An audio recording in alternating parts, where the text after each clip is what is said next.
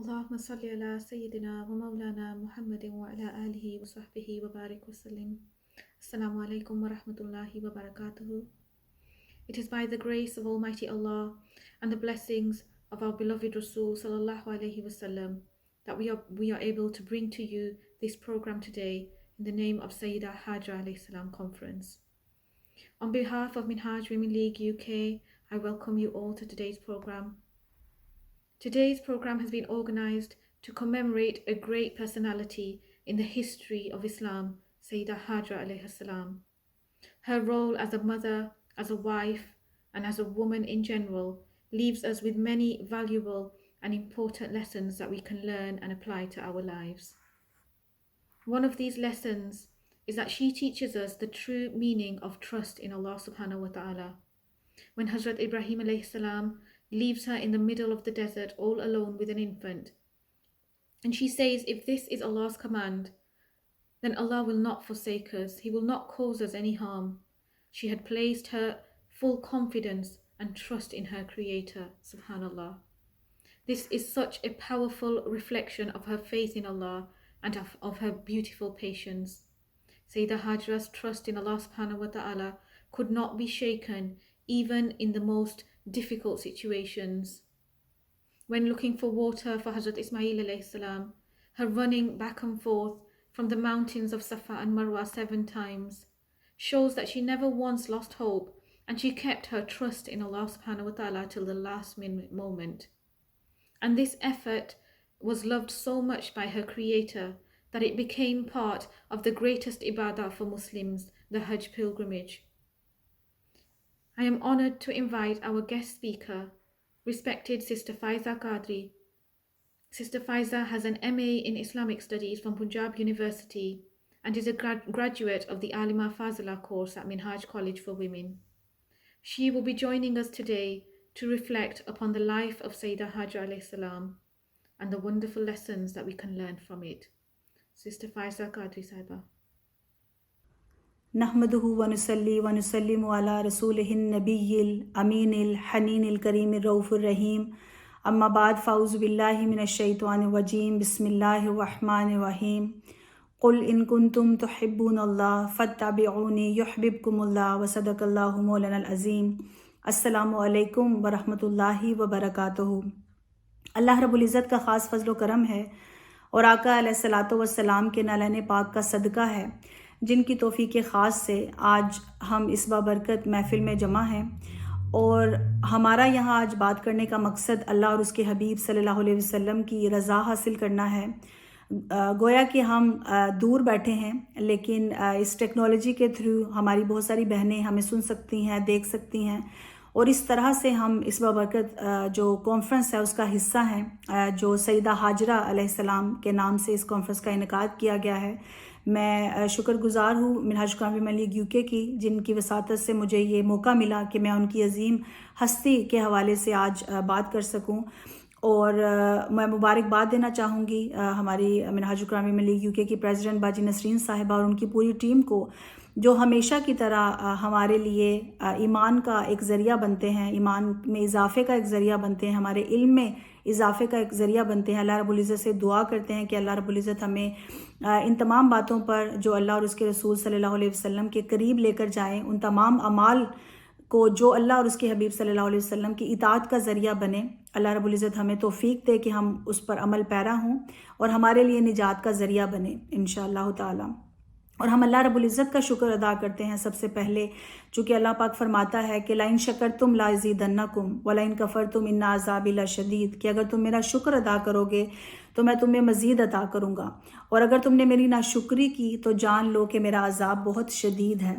तो हम अल्लाह रब्बुल इज़्ज़त का शुक्र अदा करते हैं कि जिसने हमें एक तौफ़ीक़ दी कि हम उसका ज़िक्र कर सकें। और यकीनन जहाँ अल्लाह और उसके हबीब सल्लल्लाहु अलैहि वसल्लम का ज़िक्र होता है, अब वो मलाइका बिल मशहूद होता है, तो हमारे लिए हम दुआ करते हैं कि ये सातें हमारी ज़िंदगी में, ये वक्त जो हम अल्लाह और उसके हबीब सल्लल्लाहु अलैहि वसल्लम के लिए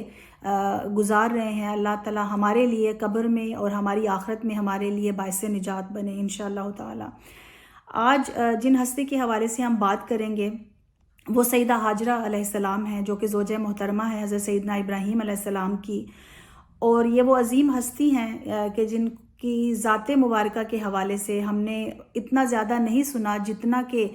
ذکر ہم نے سیدنا ابراہیم علیہ السلام کا سنا، اور آپ کی آزمائشوں کا، اور اللہ رب العزت نے جو آپ کو خلیل اللہ کا ٹائٹل دیا، یہ عظیم الشان اس ہسبینڈ کی آپ زوجہ ہیں، بیوی ہیں، وائف ہیں کہ جن کو خلیل اللہ کا ٹائٹل دیا گیا، جن کے بیٹے جن کو ذبیح اللہ کا ٹائٹل دیا گیا، اور آقا علیہ الصلوۃ والسلام جن کو حبیب اللہ کا ٹائٹل دیا گیا۔ تو اللہ رب العزت کے یہ عظیم پیارے ہیں، اللہ رب العزت کی یہ عظیم ہستیاں ہیں کہ جن کی زندگی ہمارے لیے مشعل راہ ہے، اور سیدہ ہاجرہ علیہ السلام کی زندگی جس کا ہم انشاءاللہ تعالیٰ آج ذکر کریں گے اور مطالعہ کریں گے، اور دیکھیں گے کہ کیسے آپ نے اللہ رب العزت کی ذات پر کامل ایمان رکھا، کس طرح سے توکل اللہ کی ذات پر آپ کو تھا، اور آپ نے اطاعت الہی کا حق کس طرح سے ادا کیا۔ وہ ہمارے لیے خصوصاً خواتین کے لیے ایک رول ماڈل ہیں، اور ہمیں بتایا گیا ہے کہ جب ایسے حالات ہم پر آ جائیں کہ بظاہر جس میں ہمیں لگے کہ شاید اس کا کوئی حل نہیں ہے، پریشانیاں ہیں، اور اس وقت میں ہمیں ایک اسوہ عطا کیا سیدہ ہاجرہ علیہ السلام نے کہ ہمیں کیسے ریاکٹ کرنا چاہیے، ہمارا جو بیہیویئر ہے وہ کس طرح سے ہونا چاہیے۔ کیا ہمیں ایسا ہونا چاہیے کہ ہم اللہ کی بارگاہ میں شکوہ اور شکایت کرنا شروع کر دیں، یا کہ ہم اللہ رب العزت کی ذات پر توکل رکھیں، کامل یقین رکھیں، اور پھر اللہ کی اطاعت کی طرف ہم راغب ہو جائیں۔ تو ہم دیکھیں گے کہ آپ کی جو حیات مبارکہ ہے، شروع دن سے ہی آپ جب ایمان میں آپ داخل ہوئیں اس وقت سے ہی آپ نے اللہ رب العزت کی اس طرح سے اطاعت فرمائی کہ جب آپ حضرت ابراہیم علیہ السلام کے نکاح میں آئیں تو اللہ رب العزت نے ان کو وسیلہ بنایا سیدنا اسماعیل علیہ السلام کی اولاد نرینہ کی ایک نعمت کے طور پر، جس کے لیے حضرت سیدہ ابراہیم علیہ السلام اور جو سیدہ سارہ تھیں، جو اس اولاد کی نعمت کے لیے جنہوں نے سالوں سال انتظار کیا، اور بعد میں اللہ رب العزت نے بہت سالوں کے بعد ان کو بھی سیدنا اسحاق علیہ السلام کی صورت میں نعمت سے نوازا، چونکہ وہ رب ہے، وہ جب چاہے نعمت عطا کر سکتا ہے، وقت اس کا اس میں شرط نہیں ہے، اور زمانہ اس میں مقیود نہیں ہے۔ تو اللہ رب العزت نے ان کو عطا فرمایا، لیکن سیدہ ہاجرہ علیہ السلام ذریعہ بنی آپ کو وہ پہلی خوشی دینے کا۔ اور جب آپ ابھی چھوٹے شیرخوار بچے ہی تھے،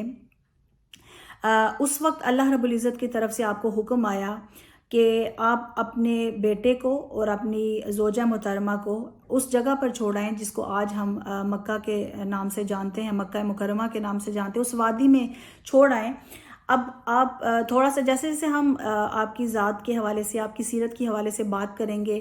میں ساتھ ساتھ کوشش کروں گی جو ہمارے سامعین ہیں، جو ناظرین ہیں، آپ اس چیز پر اپنے آپ کو تھوڑا سا ایک امیجن کریں کہ اگر ہم اس سچویشن میں ہوں تو ہمارا کیا رسپانس ہوگا۔ چونکہ جو اللہ رب العزت کے یہ عظیم ہستیاں ہیں، جو اللہ کے محبوب بندے ہیں، ان کی جو زندگی کے واقعات ہیں، یہ فقط ایک واقعہ نہیں ہے، یقیناً ہمارے لیے وہ مشعل راہ ہے، ہمارے لیے رول ماڈل ہے، ہمارے لیے زندگی گزارنے کا ایک طریقہ ہے۔ جیسا کہ آقا علیہ الصلوۃ والسلام کی جو سیرت مبارکہ ہے وہ ہمارے لیے ایک کمپلیٹ کوڈ آف لائف ہے کہ کیسے ہم نے زندگی گزارنی ہے، اسی طرح آپ کے جو جد امجد ہیں اور جو ان کی آگے سے نسل پاک ہے، وہ ہمارے لیے ذریعہ ہے کہ اگر ہم انہی اسوہ پر عمل کریں تو ہم یقیناً اللہ کی محبت کے حقدار بن سکتے ہیں۔ لیکن اس کے لیے شرط یہی ہے کہ ہم ایسے بن جائیں جیسے، اور کوشش کریں، اگر ہم پوری طرح اس طرح نہیں بن سکتے، ہم کوشش کریں کہ جو ان کے نقش قدم پر ہم چل سکیں۔ تو سیدہ ہاجرہ علیہ السلام، اب جب اللہ کی طرف سے حکم آتا ہے سیدنا ابراہیم علیہ السلام کو، تو آپ کے ذہن میں کوئی خیال نہیں آیا، آپ نے یہ نہیں سوچا کہ ابھی اللہ رب العزت نے مجھے یہ نعمت عطا کی ہے اولاد کی، اور ابھی سے مجھے حکم دے دیا گیا ہے کہ میں ان کو ایسی جگہ پر چھوڑاؤں، اور ایسی وہ جگہ کہ جہاں پر آپ کو علم نہیں ہے کہ وہ کیسا ہوگا، ماحول کیسا ہوگا، کون ہے، کچھ علم نہیں ہے۔ تو خلیل اللہ ایسے ہی تو آپ کا لقب نہیں آپ کو مل گیا، آپ نے کوئی سوال، کوئی پریشانی، کسی قسم کا کوئی آپ کے ذہن میں خیال نہیں گزرا، اور حضرت ہاجرہ علیہ السلام کو لے کر آپ وہاں پر چلے گئے، اور جس جگہ پر جب جبرائیل امین نے حکم دیا کہ آپ اس وادی میں یہاں پر ٹھہرا دیں، آپ اس وادی کو ہم امیجن نہیں کر سکتے، چونکہ آپ امیجن کریں کتنے سالوں پہلے کیا حالت ہوگی جہاں پر پہاڑ ہی پہاڑ ہیں، وہاں پر پہاڑ ہیں، صرف کوئی انسان نہیں ہے، کوئی نباتات نہیں ہیں، کوئی حیوانات نہیں ہیں، وہاں پر آپ دیکھیں کہ کوئی جس کو قرآن پاک میں خود غیر ذی زرع کے نام سے کہا گیا ہے، ایسی جگہ جو بیاگو آباد وادی ہے، اس میں کچھ بھی نہیں ہے، نہ پانی ہے، نہ یعنی انسان کی جو حیات ہے، جو اس کی علامات ہوتی ہیں، پانی ہے، انسان ہے، نباتات ہیں، جمادات ہیں، حیوانات ہیں، اس چیز میں سے کوئی چیز وہاں پر موجود نہیں ہے۔ اور آپ کو حکم دیا جاتا ہے کہ یہاں پر آپ اپنے بیوی کو، اپنے بچے کو چھوڑیں اور آپ چلے جائیں۔ یہاں پر بھی آ کر آپ نے کوئی سوال نہیں کیا جبرائیل امین سے بھی۔ یہ جو پورا آپ کا واقعہ ہے، یہ حدیث مبارکہ میں ہے، صحیح بخاری میں موجود ہے، حدیث کی کتب میں ہے، قرآن میں اس کا ذکر نہیں ہے ان ڈیٹیل، لیکن حدیث مبارکہ میں آپ کو بہت جگہ پر اس کی تفصیل ملتی ہے۔ اور خود جو صحابہ کرام ہیں وہ راوی ہیں، حضرت ابن عباس رضی اللہ تعالیٰ سے روایت ہیں کئی حدیث، بہت پائے کہ جو صحابہ ہیں انہوں نے اس کو روایت کیا ہے کہ کس طرح سے آپ نے کوئی سوال نہیں کیا۔ اور جب ایسی جگہ پر پہنچے تو سیدہ ہاجرہ علیہ السلام نے آپ سے پوچھا، اور حدیث میں آتا ہے کہ 3 مقامات پر جب آپ گزر رہے تھے، جب آپ پہنچ گئے، آپ نے ان سے سوال کیا کہ آپ ہمیں یہاں پر کیوں چھوڑ کے جا رہے ہیں؟ تو سیدنا ابراہیم علیہ السلام نے مڑ کر ان کو دیکھا بھی نہیں۔ اور یقیناً یہ ایک قدرتی فعل ہے کہ اگر آپ دیکھتے ان کو تو شاید آپ کا دل پگھل جاتا، اتنے شیر خوار بچے کو اور اپنی زوجہ محترمہ کو ایسی جگہ پر آپ چھوڑ کے جا رہے ہیں جہاں پر کوئی ہے ہی نہیں۔ تو آپ امیجن کریں کہ اس وقت میں بھی سیدہ ہاجرہ علیہ السلام نے کوشچن نہیں کیا اور آپ کو گلا نہیں کیا، یا آپ نے یہ نہیں کہا کہ اچھا کچھ کنڈیشنز رکھی ہوں کہ آپ مجھے بہت ساری چیزیں دے دیں تو چلیں پھر مجھے آپ سے کوئی شکوہ نہیں ہے۔ ان کے پاس تھوڑا سا پانی تھا، تھوڑی سی کھجوریں تھی، وہ آپ نے ان کو دی اور آپ روانہ ہونے لگے۔ جب تیسری بار آپ نے پوچھا تو آپ نے سیدنا ابراہیم علیہ السلام اور سیدہ ہاجرہ علیہ السلام کو آپ دیکھیں، آپ کا توکل دیکھیں، اگین آپ کا کامل یقین دیکھیں اللہ کی ذات پر، اور آپ کی اسٹریٹجی دیکھیں کہ آپ کا جو پازیٹیو تھنکنگ ہے یا آپ کا چینج آف مائنڈ، آپ نے فوراً سے اپنا سوال بدلا اور آپ نے پوچھا کہ آپ کو کیا اللہ کی طرف سے حکم ہوا ہے کہ آپ ہمیں یہاں پر چھوڑ جائیں؟ تو سیدنا ابراہیم علیہ السلام نے ہاں میں اس کا جواب دیا، اور اسی وقت اسی لمحے وہ جو آپ کی ایک قدرتی جو ذہنی کشمکش تھی کہ یہاں پر ہمیں چھوڑ کر جا رہے ہیں، فوراً سے آپ کا جواب دیکھیں۔ حدیث مبارکہ میں الفاظ آتے ہیں، سیدہ ہاجرہ علیہ السلام نے فرمایا کہ اگر یہ اللہ کی طرف سے حکم ہے تو مجھے یقین ہے کہ اللہ ہمیں کبھی ضائع نہیں ہونے دے گا، اللہ رب العزت ہمیں کبھی تکلیف نہیں پہنچائے گا، اور اس طرح کے الفاظ حدیث مبارکہ میں آتے ہیں۔ تو آپ نے جو آپ کی تھوڑی سی پریشانی آپ کہہ لیں جو قدرتی فعل تھا کہ آپ کے ہسبینڈ اب چھوڑ کر جا رہے ہیں، اب آپ امیجن کریں اگر ہم میں سے آج کے زمانے میں کوئی ایسا ہو واقعہ کہ جہاں پر آپ کا ہسبینڈ آپ کو چھوٹے بچے کے ساتھ، انفنٹ کے ساتھ کسی ایسی جگہ پر چھوڑ آئیں جہاں پر فیسلٹیز نہیں ہیں، الا یہ کہ ایسی جگہ ہو جہاں پر کوئی انسان ہی نہیں ہے، کسی ڈیزرٹ میں چھوڑ آئیں، تو آپ اس وقت آپ کی کیا کنڈیشن ہوگی؟ کیا آپ بہت اللہ کی رضا پر راضی ہوں گے؟ یہ ہمارے لیے ایک لمحہ فکریہ ہے کہ ہم سوچیں کہ ہمارا اللہ رب العزت کی ذات پر کتنا یقین ہے، اور ہم اگر اللہ کی طرف سے ایسا کوئی حکم ہو تو ہمارا کیا رسپانس ہوگا؟ اگر اللہ کی طرف سے ہم پر کوئی مصیبت آئے گی تو ہمارا اس وقت ہمارے جو کیفیت ہے دل کی وہ کیا ہوگی؟ کیا ہمارا بھی یہی جواب ہوگا، یا نعوذ باللہ ایسا رسپانس ہوگا کہ میں ہی کیوں، اللہ تعالیٰ نے نعوذ باللہ مجھ پر ہی کیوں یہ مشکل ڈال دی؟ تو آپ کا اللہ کی ذات پر اور اللہ کی اطاعت کا عالم یہ ہے کہ آپ نے فوراً سے فرمایا کہ اگر یہ اللہ کی طرف سے حکم ہے تو اللہ کی رضا پر ہم راضی ہیں، انہوں نے یہ فرمایا۔ اور حضرت ابراہیم علیہ السلام چل پڑے، اور جب آپ پہاڑ کے نیچے سے اترے وہاں پر جہاں پر ان کی جو زوجہ محترمہ حضرت ہاجرہ علیہ السلام اور بیٹا جب نظر نہیں آیا تو اس وقت آپ نے اللہ کی بارگاہ میں اپنے ہاتھ اٹھا دیے دعا کے لیے۔ اب یہاں بھی آپ دیکھیں سیدنا ابراہیم علیہ السلام کہ وہ ذات، وہ خلیل اللہ جنہوں نے بہت ساری آزمائشیں جن پر آئیں، اور ایسا وقت بھی آیا جب آپ کو آگ میں ڈالا گیا، اور اس وقت میں بھی جب جو فرشتہ ہوا والا اور پانی والا جب فرشتہ آپ کو آ کر مدد کے لیے آپ کی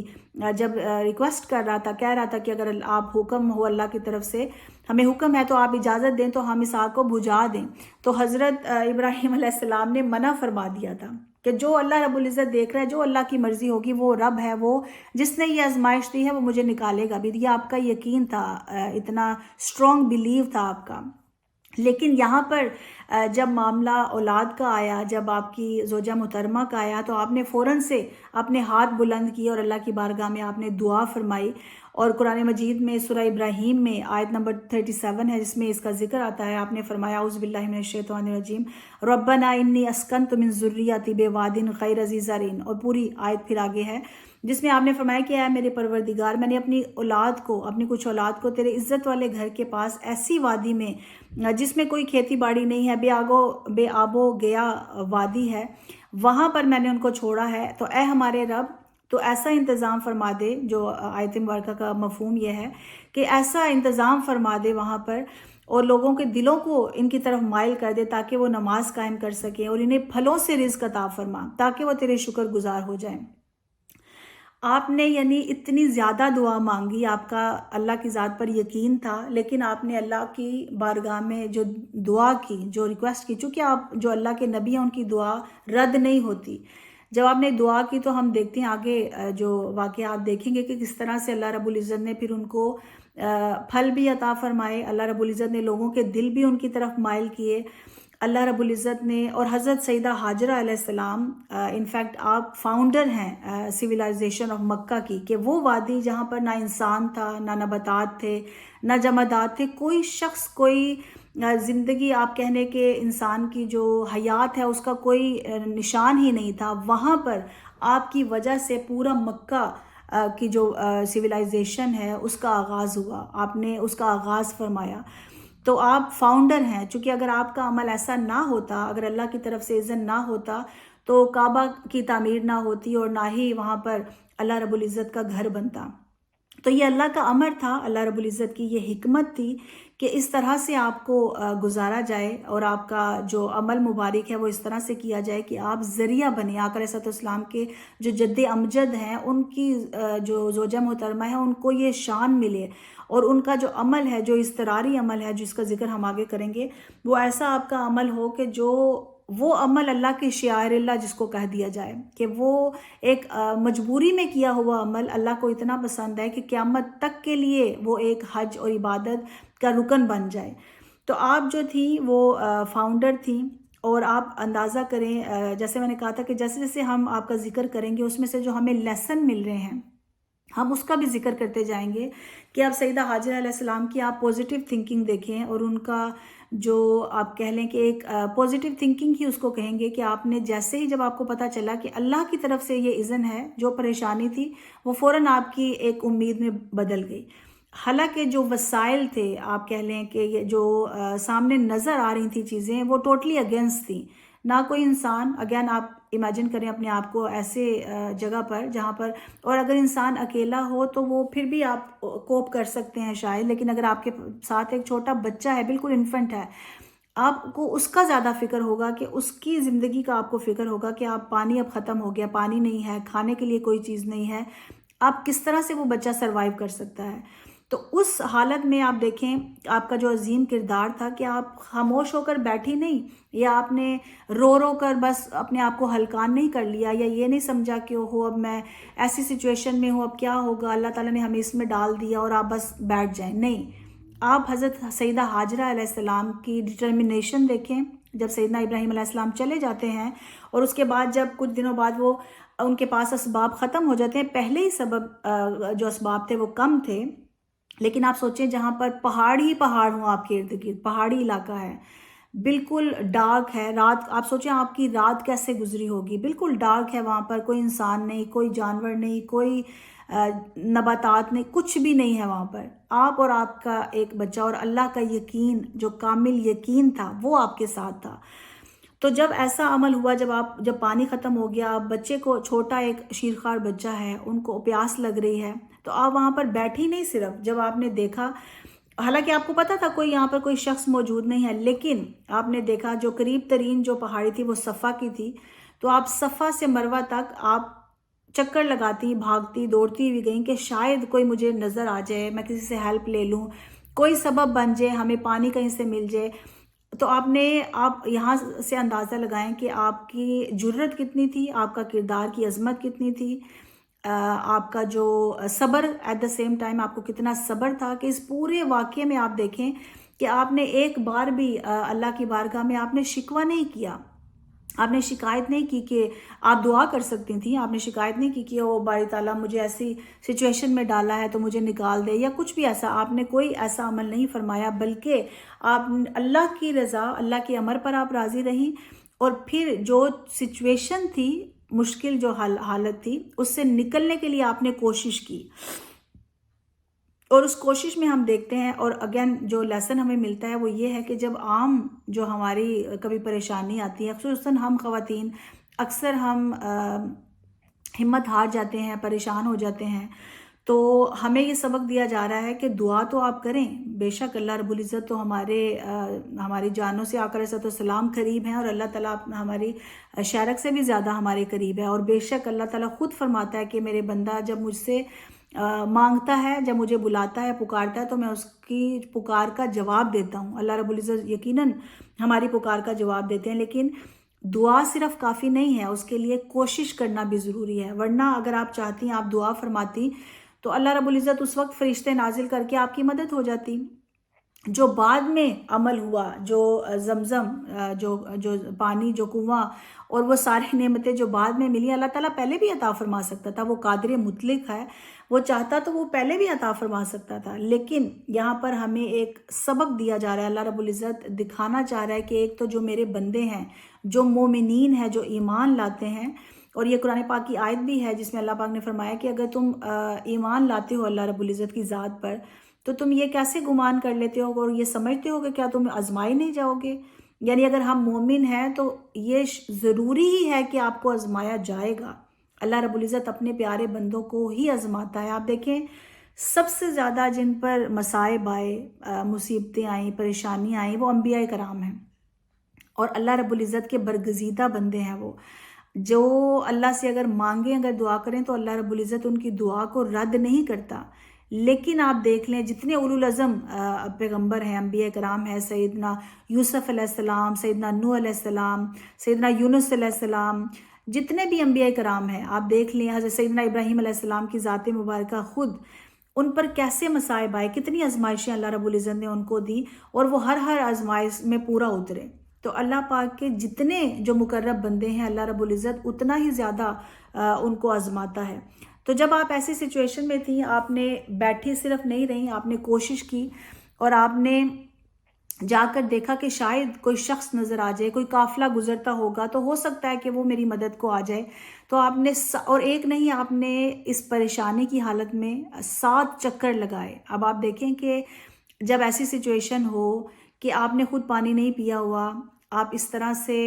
جہاں پر کوئی شخص، کوئی نام و نشان کسی چیز کا نہیں ہے، وہاں ہو آپ کی جو شیرخوار بچہ ہے وہ رو رہا ہو پیاس سے، اور یہاں تک کہ آپ کو خطرہ ہو کہ آپ کے دونوں کے ہلاک ہونے کا، اس کے باوجود آپ کی ہمت اتنی تھی کہ آپ نے ہمت ہاری نہیں، آپ جاتی رہیں، چکر لگاتی رہیں، اور وہ آپ کا جو مجبوری میں، پریشانی میں کیا ہوا جو عمل تھا، آپ دیکھیں وہ قیامت تک کے لیے اللہ پاک کو اتنا محبوب ہوا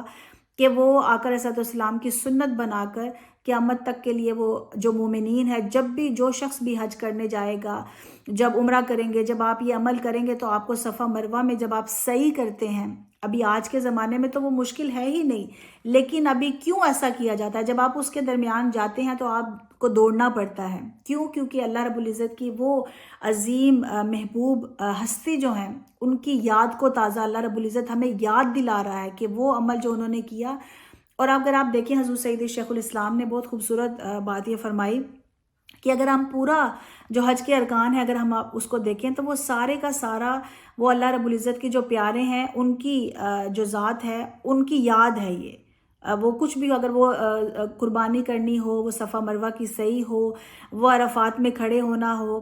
وہ کوئی بھی عمل، جتنے بھی ارکان ہیں آپ دیکھیں، تو وہ سارے کے سارے اللہ رب العزت کے جو محبوب بندے ہیں، وہ ان کے کیے ہوئے عمل ہیں، جس کو ہم بار بار یاد کرتے ہیں، اور ہر سال آپ کو حکم دیا جاتا ہے کہ آپ اسی عمل کو آپ دہرائیں۔ اللہ تعالیٰ اس کو اتنا محفوظ کر لیا ہے۔ تو آپ نے جب وہ اس حالت میں، جب آپ نے چکر لگائے اتنے زیادہ، تو اس وقت جب یہ آپ کی کنڈیشن جب ہو گئی، تو اللہ رب العزت کی جو رحمت ہے وہ جوش میں آئی، اور سیدنا جبریل امین تشریف لائے اور آپ نے اپنا پر لگایا اور سیدنا اسماعیل علیہ السلام کی پھر ایڑیوں جہاں پر تھیں وہاں سے چشمے پھوٹے اور اس قدر پانی آیا، اور اس لیے اس کو زمزم آپ سب جانتے ہی ہوں گے کہا جاتا ہے، چونکہ آپ کے یہ الفاظ سے آپ نے کہا زمزم رک جاؤ رک جاؤ، کیونکہ آپ کو لگا ایسا نہ ہو کہ اتنا زیادہ پانی آ رہا ہے تو یہ ختم ہو جائے، تاکہ پھر آپ نے اگین آپ کی جو ویژن تھا یا آپ کی جو آپ سمجھتے ہیں کہ آپ کی سوچ تھی، آپ نے جلدی سے اس کو ایک بیسن کی طرح بنا کر اور محفوظ کرنے کی کوشش کی، جو بعد میں پھر زمزم کا جو کنواں ہے وہ اسی نسبت اور اسی اس کا جو سبب ہے وہ بنا، تو ہم نے کوشش کیا اس کو رکھ دیا جائے۔ اور پھر جو سیدنا ابراہیم علیہ السلام کی دعا تھی تو اللہ رب العزت نے وہ دعا کو پورا کیا۔ اس کے بعد قبیلہ جرہم کے جو لوگ تھے انہوں نے دیکھا، کیونکہ ایسے ہی جو قبائل ہیں وہ آتے تھے اور دیکھتے تھے، کوشش کرتے تھے، یہی سیدنا حاجر علیہ السلام کی کوشش تھی کہ شاید کوئی قبیلہ آ جائے تو وہ یہاں سے گزرے تو ان کی مدد ہو سکے۔ تو اللہ تعالیٰ نے اس طرح سے ان کے دلوں میں ڈالا، چونکہ ایک پرندہ تھا، انہوں نے دیکھا کہ وہ پرندہ آسمان پر اس جگہ پر وہ پھر رہا ہے، عموماً وہ پرندہ وہاں پر ہوتا ہے جہاں پانی ہوتا ہے، تو جب وہ قافلہ وہاں سے گزرا وہ وہاں پر ٹھہرے اور انہوں نے پھر اجازت لی سیدہ حاجرہ علیہ السلام سے، اور وہ بات جو انہوں نے فرمایا تھا کہ لوگوں کا حضرت سیدنا ابراہیم علیہ السلام نے کہ لوگوں کے دلوں کو مائل کر اے باری تعالیٰ تاکہ وہ یہاں پر آئیں، اور حضرت سیدہ حاجرہ علیہ السلام جو ہیں ان کو پھر کمپنی مل گئی، وہ قبیلہ وہاں پر آیا، آپ کی اجازت سے آپ نے وہ پانی ان سے لیا، وہ وہاں پر رہنا شروع ہو گئے۔ اور حضرت سیدہ حاجرہ علیہ السلام نے ایک شرط رکھی اور ان کو یہ کہا کہ آپ یہاں سے پانی لے تو سکتے ہیں لیکن جو اس کی جو ملکیت ہے وہ ان کی ہی رہے گی۔ یہ آپ کی ایک اور آپ کہہ لیں کہ لیڈرشپ کوالٹی تھی جو آپ نے ان کے سامنے یہ مطالبہ رکھا، جو کہ انہوں نے اس کو قبول کیا، اور اس طرح سے پھر وہاں کا جو ہم جانتے ہیں کہ کیسے جو واقعات رونما ہوئے اور کس طرح سے پھر اللہ رب العزت نے سیدنا ابراہیم علیہ السلام کو وہاں پر تشریف لائے، پھر سیدنا اسماعیل علیہ السلام بڑے ہوئے اور پھر ان کو یہ سعادت ملی کہ اللہ رب العزت کا جو گھر ہے اس کو تعمیر کیا جائے، اس کو بنایا جائے، اور وہ باقی ساری پھر جو آزمائشیں ہیں وہ بھی ساتھ ساتھ رہیں۔ جب اللہ رب العزت جو نعمت عطا فرماتا ہے تب ساتھ اللہ رب العزت آپ کو کسی آزمائش سے بھی گزارتا ہے، یہ ایک نشانی ہوتی ہے۔ جس طرح ہم جانتے ہیں کہ حضرت اسماعیل علیہ السلام جو ذبیح اللہ جن کو ٹائٹل دیا گیا، تو وہ آپ ان کی دیکھیں تربیت، یقیناً وہ سیدہ حاجرہ علیہ السلام کی ہی وہ تربیت تھی کہ ایک ینگ جو 13 ایئرز غالباً جب آپ بلوغت کی آپ کی عمر آتی ہے تو اس وقت اللہ کی طرف سے حکم ہو جاتا ہے کہ ان کو ذبح کر دیا جائے۔ اور آپ دیکھیں کہ سیدنا ابراہیم علیہ السلام جنہوں نے خواب دیکھا، یعنی اللہ کی طرف سے خواب کے ذریعے حکم آیا، جب وہ اپنے بیٹے کو یہ خواب بتاتے ہیں اور ان کی رائے مانگتے ہیں تو آپ فرماتے ہیں کہ جو اللہ رب العزت نے آپ کو حکم دیا اس کو آپ کر لیں۔ اب یہ ہم اکثر یہ واقعہ سنتے ہیں، ہم جانتے بھی ہیں، اور یہی اللہ رب العزت نے وہ عمل اس قدر پسند آیا کہ وہ بھی سنت قیامت تک کے لیے جاری رہے گی۔ اللہ رب العزت نے اس کو کیسے قبول فرمایا، آپ کے اس ذبح کرنے کو، اس اطاعت کو کیسے قبول فرمایا، یہ اکثر ہم واقعہ سنتے ہیں لیکن کبھی ہم نے اس طرح سے غور کیا۔ آپ دیکھیں کہ یہ اتنا آسان نہیں تھا، یہ اتنا جو عمل تھا پورا، جب آپ کو خواب آیا اس وقت سے لے کر آپ کا اپنے بیٹے کو ذبح کرنے تک کا عمل جو تھا، جو آپ نے وہ پورا واقعہ اگر ہم اس کو دیکھتے ہیں تو آپ سوچیں کہ پہلے تو سیدنا ابراہیم علیہ السلام کو ایز اے فادر آپ سوچیں کہ اگر آپ کی اولاد ہے، ایون سیدہ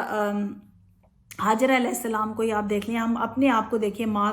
کے طور پر، اگر کوئی ایسا حکم ہو تو آپ کا جوان بیٹا ہو تو کیا آپ اس حکم کے لیے فوراً تیار ہو جائیں گے کہ آپ ذبح کر دیں اللہ کی راہ میں؟ یہ سب اگین ہمارے لیے ایک ہے سوچنے کی بات ہے کہ ہم اللہ کی جو اطاعت ہے اس کو کس حد تک پورا کرتے ہیں۔ لیکن آپ حضرت سیدنا ابراہیم علیہ السلام کی جو جذبہ ہے آپ کا اللہ کی اطاعت کرنے کا، جو اللہ رب العزت پر جو یقین تھا آپ کو، اس کا آپ عالم دیکھیں۔ اطاعت سب سے بڑھ کر تو اطاعت کی، اللہ کی طرف سے حکم آیا تو کوئی کشمکش، کوئی دوسرا کوشچن آپ کے ذہن میں نہیں آیا۔ آپ نے نہیں سوچا کہ اللہ پاک نے مجھے اتنے عرصے بعد یہ میرا بیٹا عطا کیا، میں محروم رہا پہلے اس سے، اللہ نے نعمت دی، اور اب جب وہ بلوغت پر آئے ہیں تو مجھے حکم دے دیا کہ ان کو ذبح کر دیا جائے۔ چلیں سیدنا ابراہیم علیہ السلام کا آپ والد تھے، آپ اللہ کے خلیل اللہ، آپ اتنی آزمائشوں سے گزرے، ان کی اطاعت اور ان کا سمجھ آتا ہے۔ آپ سوچیں حضرت سیدنا اسماعیل علیہ السلام جو ایک ینگسٹر ہے، جو ایک ینگ جو ایڈلٹ ہیں، آپ دیکھیں کہ ان کی تربیت کس نے کی اس چیز پر؟ یقیناً جو ماں ہے، آپ کے والد گرامی بھی، لیکن کتنا عرصہ آپ اپنی والدہ کے ساتھ رہے اس جگہ پر، جب وہ قبائل وہاں پر آئے اور اس طرح سے مکہ کی جو وادی ہے وہ بسنا شروع ہوئی، تو آپ کی تربیت ہی تھی سیدہ ہاجرہ علیہ السلام کی کہ حضرت سیدنا اسماعیل علیہ السلام نے اف تک نہیں کی، اور آپ نے فرمایا کہ جب اللہ پاک نے جو آپ کو حکم دیا آپ اس کو کر دیں۔ تو ان کے ذہن میں بھی ایک منٹ کے لیے بھی یہ خیال نہیں آیا کہ اگر اگر میرے ساتھ ایسا ہو تو یعنی میری جان چلی جائے گی، یا وہ نعوذ باللہ یہ سوچ سکتے تھے یا کہہ سکتے تھے کہ یہ تو خواب ہی ہے، کوئی ضروری تو نہیں کہ اللہ کی طرف سے کوئی وحی تو آپ پر نہیں آئی، تو ہو سکتا ہے کہ یہ ویسے ہی ہو، یا کچھ بھی خیال آ سکتا ہے۔ اور ہم سب جانتے ہیں، جو ہم کنکریاں بھی مارتے ہیں شیطان کو، اگین جو ایک رکن ہے، وہ اللہ کے پیاروں نے جو جیسے میں عرض کیا، حضور سیدی شیخ الاسلام نے یہ بہت خوبصورت بات فرمائی کہ جو اللہ کے پیارے جو تھے، ان کے جو بھی اضطراری عمل تھا، جو ان کے عمل تھے، اللہ پاک نے اس کو عبادت کا درجہ قرار دے دیا۔ تو جب سیدنا ابراہیم علیہ السلام گزرے اور شیطان نے ان کے ذہن میں اور سیدنا اسماعیل علیہ السلام کے ذہن میں نعوذ باللہ اطاعت نہ کرنے کا جو شک تھوڑا سا ڈالا، تو آپ نے کنکر مارا کہ یہ شیطان کی طرف سے ہے، جو کہ آج وہاں پر شیطان بظاہر نظر نہیں آتے، لیکن ہم پھر بھی کنکریاں مارتے ہیں آپ کی اس سنت کو پورا کرنے کے لیے، اور یہ ہمیں یاد دلاتی ہے یہ چیز کہ کس طرح سے اللہ کی اطاعت جب آپ کرتے ہیں تو شیطان آپ پر حملہ کرے گا، ہر طرح سے حملہ آور ہوگا، لیکن یہ ہم پر ہے کہ ہم اس کو شیطان کے جو وسواس ہیں اس کو دور کر کے کس طرح سے ہم اللہ کی اطاعت کر سکتے ہیں۔ تو آپ سیدہ ہاجرہ علیہ السلام کی ہی وہ ذات مبارکہ تھی، جو تربیت تھی کہ آپ نے کوشچن نہیں کیا، آپ صبر و استقامت کا پیکر تھے سیدنا ابراہیم علیہ السلام، اور ویسے ہی آپ کی جو اولاد ہے ان کا آگے سے عمل تھا۔ تو ہم دیکھتے ہیں کہ یہ حضرت سیدہ ہاجرہ علیہ السلام کا آپ کے نکاح میں آنے سے لے کر آخر تک وہاں پر آپ کا ایک جو فاؤنڈر کی حیثیت سے مکہ مکرمہ میں آپ کا ایک پوری سویلائزیشن کا جو آپ نے آغاز کیا، اس وقت سے لے کر آخر تک آپ دیکھیں تو ہمیں بہت ساری چیزیں آپ کی ذات مبارکہ میں نظر آتی ہیں۔ جیسے میں عرض کر رہی تھی کہ یہ ہمارے لیے ضروری ہے کہ اگر ہمارے لیے رول ماڈل ہیں کہ کس طرح سے سچویشن اگر آئے تو ہماری پوزیٹیو تھنکنگ ہونی چاہیے، کوئی بھی سچویشن آ جائے آپ اس کو پوزیٹیولی لیں، اللہ کی ذات پر کس قدر ہمارا یقین ہونا چاہیے، کیونکہ جب اگر اللہ پر آپ کو یقین ہے، چونکہ آپ الفاظ دیکھیں، آپ نے فرمایا کہ اگر اللہ کی طرف سے حکم ہے تو اللہ ہمیں کبھی ضائع نہیں کرے گا، اور آپ کا جو توکل تھا اللہ کی ذات پر کہ جب بظاہر اسباب نظر نہیں آ رہے پھر بھی آپ نے اپنی جو کوشش ہے وہ ختم نہیں کی، آپ کیریڈ آن، آپ لگی رہیں کہ کوئی نہ کوئی آپ کو مدد مل ہی جائے گی، اللہ کی طرف سے کوئی نہ کوئی مدد و نصرت ضرور ہوگی، چونکہ اللہ کا حکم تھا تو اللہ ہمیں کبھی بھی اس طرح سے چھوڑے گا نہیں۔ تو آپ کی ذات سے ہمیں پتہ چلتا ہے ڈٹرمنیشن، یہ ہمارے لیے another لیسن ہے کہ کس قدر ڈٹرمن تھی آپ اس چیز کے لیے، پوزیٹیو تھنکنگ تھی، اللہ کی ذات پر یقین تھا، توکل تھا۔ یہ وہ ساری باتیں ہیں، یہ ہم اپنے لیے نوٹ کر لیں کہ اگر ہم نے اپنے کردار کو بہتر بنانا ہے، اپنے کردار کو ایک اچھا ہم نے مومن بننا ہے، تو اس کے لیے یہ چیزوں کی ضرورت ہے کہ اگر ہمارے کردار میں یہ چیزیں ہم ڈیولپ کر لیں، اگر ساری نہیں تو چند ہی کر لیں، تو یقیناً ہماری جو زندگی ہے وہ ایسی ہو جائے گی کہ جو اللہ اور اس کے رسول صلی اللہ علیہ وسلم کو پسند ہے۔ تو آپ کی ایک فائٹنگ سپرٹ تھی، آپ نے اس کو جاری رکھا اپنی، جیسے کہ میں نے کہا کہ انہوں نے دیکھا بظاہر کوئی ہیلپ نہیں تھی، لیکن پھر بھی آپ کوشش کرتی رہی کہ شاید کوئی نظر آ جائے، کوئی انسان نظر آ جائے، کوئی مدد کر سکے، تو آپ پر امید رہی، آپ آپٹیمسٹک جو بیہیویئر تھا آپ کا وہ رہا، اور آپ کی ذات مبارکہ نے جو اللہ پر توکل ہے وہ ہمارے لیے بہت ضروری ہے۔ تو اپنی جو ہمارے جو سامعین ہیں، سننے والے جو بھی ہیں، آپ دیکھ سکتے ہیں اپنی زندگیوں میں کہ ہماری زندگی میں کس چیز کی کمی ہے۔ جب بھی اگر کوئی مشکل آئے تو آپ سیدہ ہاجرہ علیہ السلام کی ذات کو یاد کر لیں، اور آپ دیکھ لیں اگر آپ کے بچوں کے حوالے سے کوئی پریشانی آتی ہے، فائنینشیل ڈیفیکلٹی کوئی ہمیں آتی ہے، تو آپ سوچ لیں کہ اگر اس سے زیادہ کیا ورس ہو سکتا ہے کہ آپ کو ایسی جگہ پر چھوڑ دیا گیا کہ جہاں پر کچھ اسباب نہیں تھے، بظاہر کچھ بھی نہیں تھا. اور یہ ایک اندر چیز ہمارے لیے بھی ہے کہ ہم جو تھوڑا آف ٹاپک ہے، لیکن جیسے ہماری جو خواتین ہیں وہ بہت زیادہ ڈیپینڈنٹ ہو جاتی ہیں اپنے ہسبینڈ پر، اور اگر آپ کو اس طرح سے فیسلٹیز نہیں ملتی تو پھر ہم شکایت کرتے ہیں، اور نعوذ باللہ وہی پھر شکایتیں رنجش کا باعث بنتی ہیں، اور وہی پھر نعوذ باللہ علیحدگی کا باعث بنتی ہیں. تو یہاں پر ہمیں تھوڑا سا کمپرومائز کرنا ہوگا، اور ہمیں جو ڈیپینڈنٹ جو ہونا ہے وہ اللہ کی ذات پر ہوں. جو توکل ہے، جو یقین ہے، جو مدد ہے، وہ ساری کی ساری اللہ کی ذات پر رکھیں، کیونکہ جب آپ کا تعلق ایک اللہ کی ذات کے ساتھ جڑتا ہے تو پھر جو دنیاوی چیزیں ہیں وہ میٹر نہیں کرتی. میں یہ ہرگز نہیں کہوں گی جو لوگ پریشانی کی حالت میں ہیں یا جو بھی کسی بھی ڈیفیکلٹی سے گزر رہے ہیں کہ وہ ایزی ہے ان کے لیے یا بہت آسان ہو جائے گا، وہ اس سے ڈیل کر لیں گے. یقیناً مشکل ہے، لیکن جب ہم آقا علیہ الصلوۃ والسلام کی ذات مبارکہ دیکھتے ہیں، جب ہم انبیاء کرام کی ذات کا مطالعہ کرتے ہیں، جب ہم سیدہ ہاجرہ علیہ السلام کی ابھی آپ دیکھا کہ کس طرح سے وہ اکیلی تھی اپنے چھوٹے سے بچے کے ساتھ، کچھ بھی وہاں نہیں تھا، اور کس طرح سے آپ نے پورا جو وہ اپنا سفر ہے وہ کس طرح سے آپ نے طے کیا، تو ہمارے لیے بہت بڑا سبق ہے، بہت بڑی موٹیویشن ہے ان لوگوں کے لیے کہ جو پریشانی کے مسائل اور ان چیزوں سے گزر رہے ہیں. کبھی بھی یہ نہ سوچیں کہ معاذ اللہ ہم ہی کیوں، اللہ تعالیٰ نے ہم ہی رہ گئے تھے، معاذ اللہ ہمیں ہی پریشانی آنی تھی یا ہمیں مشکل کا سامنا کرنا پڑا تھا. ایسا بالکل نہ سوچیں، چونکہ بہت بار ایسا ہوتا ہے کہ ہمیں بظاہر جب ہم چیزوں کو دیکھتے ہیں تو ہمیں لگتا ہے کہ اس کا کوئی حل نہیں ہے، ہم ڈس اپوائنٹمنٹ آ جاتی ہے اور ہم سوچتے ہیں کہ بس اب تو کچھ بھی نہیں ہوگا. لیکن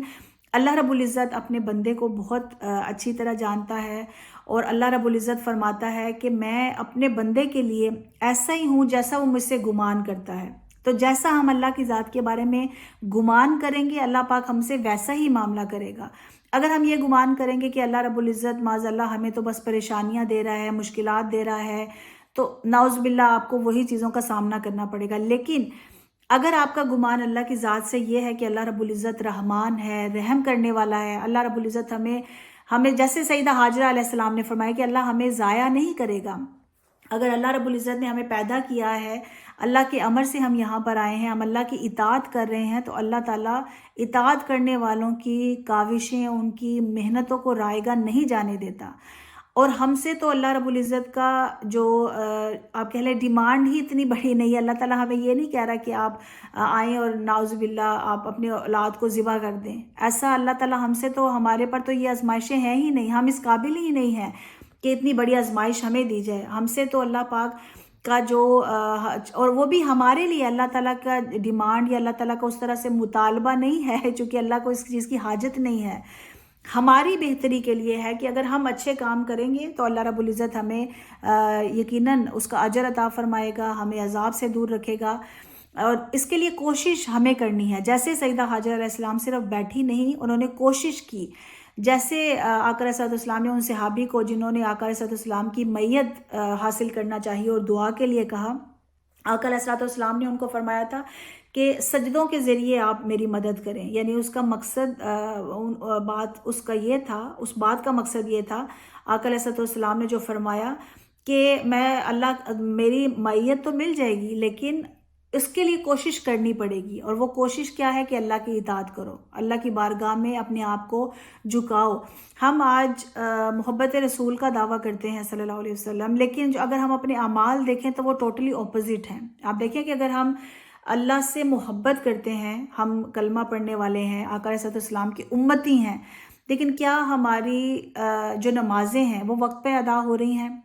کیا ہم قرآن پاک کو فقط ثواب کی خاطر پڑھ رہے ہیں، یا قرآن جس میں ہمارے لیے ہدایت ہے، زندگی گزارنے کا طریقہ ہے، اتنا نالج ہے، کیا ہم اس کا مطالعہ اس حیثیت سے کر رہے ہیں؟ کیا ہم آقا علیہ السلام کی سنت پر عمل پیرا ہوتے ہوئے عبادات میں ہمارا کیا شوق ہے؟ کیا ہم نوافل پڑھ رہے ہیں،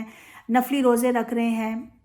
ہمارے کیا اعمال ہیں؟ کیا ہم آقا علیہ السلام کی سنت کو پورا کرتے ہوئے جو ہمارا بیہیویئر ہے، ہم بحیثیت جو ہمارے اخلاق ہیں لوگوں کے ساتھ، ہمسایوں کے ساتھ، اپنی اولاد کے ساتھ، رشتہ داروں کے ساتھ، کیا ہم اس کو صحیح طرح سے پورا کر رہے ہیں یا نہیں؟ اگر ہمارا جواب نفی میں ہے تو ہمارے لیے لمحہ فکریہ ہے. سوچیں اس سے پہلے کہ انسان جو ہے اس کا وقت ختم ہو جائے. اور آپ جانتے ہیں آج کل تو اس قدر آپ کو خبریں ملتی ہیں کہ اچانک کسی کو ہارٹ اٹیک ہوا, کوئی پرابلم ہوا اور وہ فوت ہو گئے. تو یہ ہمارے لیے بہت ضروری ہے. ہمیں نہیں پتہ ہمارا وقت کب آئے گا. کوشش کر لیں کہ ہم اس قدر اچھے اعمال کر جائیں کہ اگر ہمارا آج ابھی وقت آ جائے تو ہم اللہ کی بارگاہ میں, آقا علیہ الصلوۃ والسلام کی بارگاہ میں قیامت کے دن ہمیں شرمندگی کا سامنا نہ کرنا پڑے. جب آقا علیہ الصلوۃ والسلام ہماری شفاعت کرائیں تو ہمیں شرمندہ نہ ہونا پڑے کہ آقا علیہ الصلوۃ والسلام ہماری شفاعت فرما رہے ہیں اور ہم جو گناہوں کے انبار ہیں وہ لے کر جا رہے ہیں. تو توبہ کرتے رہیں. اور ہمارے لیے بہت بڑا لیسن ہے, جیسے کہ میں نے عرض کیا سیدہ ہاجرہ علیہ السلام کی حیات مبارکہ کے یہ جو سارے میں نے پوائنٹس آپ کو بتائے, یہ سب ہم لے سکتے ہیں کہ کس طرح سے آپ پر امید رہیں, آپ ڈٹرمن رہیں, کوئی بھی پریشانی آئے آپ آپٹمسٹک رہیں, آپ فائٹنگ اسپرٹ ہو, آپ کو صبر رکھیں, پیشنس ہو آپ میں. لیکن سب سے بڑھ کر جو سیدہ ہاجرہ علیہ السلام کی جو حیات مبارکہ ہے اور ان واقعات سے جو ہم لیسن لیتے ہیں وہ توکل کا ہے اور وہ اطاعت ربی کا ہے کہ ہم اللہ کی ذات پر کس قدر یقین رکھتے ہیں, توکل کرتے ہیں, بھروسہ کرتے ہیں, تقوی اختیار کرتے ہیں, اللہ سے ڈرتے ہیں اور پھر ہم اللہ کی اطاعت کرتے ہیں. یہ اگر چیزیں ہمارے اندر آ جائیں انشاءاللہ تو بہت آسان ہو جاتا ہے کہ ہم گناہوں سے دور ہو کر اللہ کی اطاعت حاصل کر سکیں. اور آخر میں بات کرنا چاہوں گی ذو الحجہ کے حوالے سے. حج کا جو مہینہ آ رہا ہے اور 10 دنوں کی بہت ساری فضیلت ہے جو حج کے ذو الحجہ کے پہلے 10 دن ہیں. اکثر جو لوگ ہیں شاید ان کو اس چیز کا علم نہ ہو, یا جن کو علم ہے بھی تو ہم اس قدر امپورٹنس شاید اس کو نہیں دیتے جس طرح سے ہم رمضان المبارک میں یا طاق راتیں جو ہیں اس کو امپورٹنس دیتے ہیں. تو 10 دن کی فضیلت اس قدر ہے قرآن پاک میں, جس دنوں کی اللہ رب العزت نے اور راتوں کی قسم کھائی ہو, اس سے بڑھ کر اس کی اہمیت ہم اس کا کیا کہہ سکتے ہیں. کئی احادیث مبارکہ ہیں جس میں ذکر ہے, اور آقا علیہ الصلوۃ والسلام نے فرمایا کہ اللہ کے نزدیک ان دنوں سے زیادہ جو بھی اللہ کے محبوب اعمال ہیں, اللہ رب العزت کے نزدیک اتنے زیادہ محبوب نہیں ہے وہ اعمال جتنے ان دنوں میں اگر کوئی اچھے عمل کیے جائیں تو وہ اللہ کی بارگاہ میں محبوب ترین ہے. کما قال علیہ الصلوۃ والسلام, بخاری شریف کی حدیث مبارکہ ہے یہ. تو کوشش کریں کہ جو 10 دن ہیں ہم اس میں نیک اعمال کریں, جتنا ہو سکتا ہے اللہ رب العزت کی رضا پر راضی رہیں, صبر و استقامت کا مظاہرہ کریں. کوئی اگر پریشانی آ جائے کوشش کرتے رہیں اپنی اصلاح کی, اپنے اندر اچھے اعمال, اچھا انسان, اچھے مسلمان بننے کی, اور کوشش کریں یہ جو 10 دن ہیں ہم بہت ساری سنتوں پر عمل کر سکتے ہیں. رمضان المبارک میں نسبتاً یہ آسان ہو جاتا ہے عمل کرنا, نیک عمل کرنا, قرآن کی تلاوت کرنا اور یہ سب کچھ, لیکن اس کے علاوہ مشکل ہمیں لگتا ہے. لیکن ان 10 دنوں کو آپ اس کی نیت کر اگر عمل کریں گے تو اللہ رب العزت آپ کو بہت اجر عطا فرمائے گا. تو کوشش کریں قرآن پاک کی تلاوت کریں, زیادہ سے زیادہ صدقہ کریں, نوافل پڑھ سکتے ہیں آپ, توبہ کر سکتے ہیں, ذکر کر سکتے ہیں. چونکہ جہاں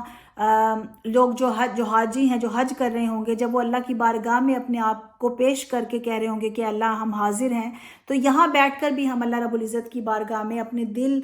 اپنے قلب کو اللہ کی طرف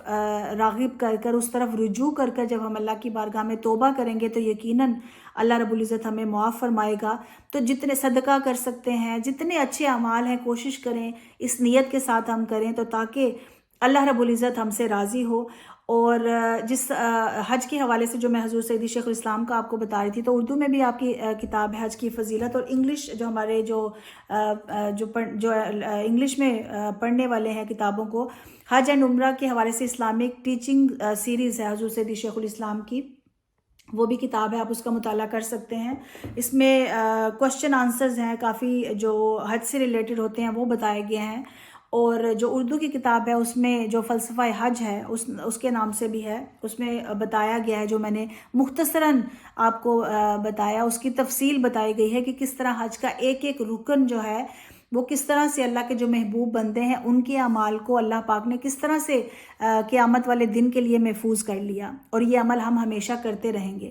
تو سیدہ حاجرہ علیہ السلام کی جو حیات مبارکہ ہے اس سے جو بھی لیسن جو ہم نے لیے اللہ پاک ہمیں ان پر عمل کرنے کی توفیق عطا فرمائے۔ آخر میں یہی کہنا چاہوں گی کہ جو بھی کچھ میں نے کہا وہ اللہ اور اس کے حبیب صلی اللہ علیہ وسلم حضور سیدی شیخ الاسلام کی تعلیمات کا نتیجہ ہے۔ اگر مجھ سے کوئی کمی کجی رہ گئی ہو میں اللہ کی بارگاہ میں معافی کی طلبگار ہوں، اور دعا کرتی ہوں کہ اللہ رب العزت ہمیں زیادہ سے زیادہ ایسے اعمال کرنے کی توفیق عطا فرمائے جس سے اللہ اور اس کے حبیب صلی اللہ علیہ وسلم ہم سے راضی ہو، اور جب ہم جائیں تو ہماری قبروں کو ایسا نور عطا فرمائے ہمارے نیک اعمال سے، اور جب آخرت میں آقا علیہ الصلوۃ والسلام کی بارگاہ میں جائیں تو اللہ پاک ہمیں شرمندگی سے بچائے، اور جب ہم دنیا میں جب تک بھی ہماری زندگی ہے ہمارے اعمال کبھی بھی ایسے نہ ہوں کہ جس سے کسی دوسرے کو تکلیف پہنچ سکے۔ اللہ پاک ہمیں ایک اچھا انسان بننے کی توفیق عطا فرمائے، ایک اچھا مومن بننے کی توفیق عطا فرمائے، اور جو بھی باتیں جیسے میں نے عرض کی حضرت سیدہ حاجرہ علیہ السلام کی زندگی سے ہمیں ملتی ہیں، سب سے بڑھ کر اللہ کی اطاعت کرنا، اللہ کی ذات پر توکل رکھنا اور کامل یقین رکھنا۔ اللہ پاک یہ جو خاصہ ہے، یہ جو خصوصیات ہیں، یہ ہمارے اندر جاگزیں فرما دے، اور جو 10 دن آ رہے ہیں ذی الحجہ کے، جو خاص دن ہے، اللہ کے محبوب دن ہے، اللہ پاک ہمیں ایسے ہی محبوب اعمال کرنے کی توفیق عطا فرمائے جس سے وہ اور اس کا حبیب صلی اللہ علیہ وسلم راضی ہو، اور اللہ رب العزت ہم سب کو جو بھی سامعین ہیں ان کو ایسا بنا دے کہ جو اللہ اور اس کے رسول صلی اللہ علیہ وسلم کے اطاعت کے قابل ہو، اور اللہ پاک ہم سے اور ہم اللہ رب العزت کی رضا میں راضی ہونے والے بن جائیں۔ وما علینا الا البلاغ المبین۔ Jazakallah khair to Sister Faiza Qadri Saiba for the amazing talk. May Allah subhanahu wa ta'ala reward you immensely for your efforts in highlighting the beautiful life of Sayyidah Hajra alayhi salam. May Almighty grant us all the ability to adopt the same trust in our Creator, the perseverance and the endurance in difficult times, and the willingness to sacrifice in His way. May He subhanahu wa ta'ala accept the blessed pilgrimage of all those who have travelled to the Holy Lands for this year's Hajj. And in this blessed month, as we commemorate the devotion and the commitment of the Prophet Ibrahim and his family, peace be upon them, on behalf of Minhaj Women League UK, we pray that you all have a blessed and enjoyable Eid. Assalamu alaikum wa rahmatullahi wa barakatuh.